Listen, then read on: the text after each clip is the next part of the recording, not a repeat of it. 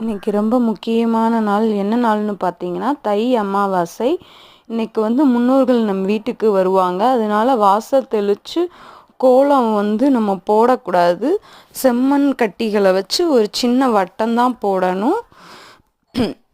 முன்னோர்களுக்கு தர்ப்பணம் சிவஸ்தலங்களில் தான் வச்சு கொடுப்பாங்க. சிவஸ்தலங்களில் நீர்நிலைகள் உள்ள இடங்கள்ல தான் வைப்பாங்க. ஏன்னா அப்போ தான் அந்த பிண்டத்தை கரைக்கும் போது அது முன்னோர்களுக்கே நேரடியாக போய் சேரும் அப்படின்றது ஒரு ஐதீகம். அதனால தான் சிவஸ்தலங்களில் வச்சு செய்கிறாங்க. திருநீற்று பதிகத்திலேயே அதுக்கு ஒரு வரி இருக்கும். முக்தி தருவது நீர் அப்படின்ட்டு ஒரு லைன் வரும்.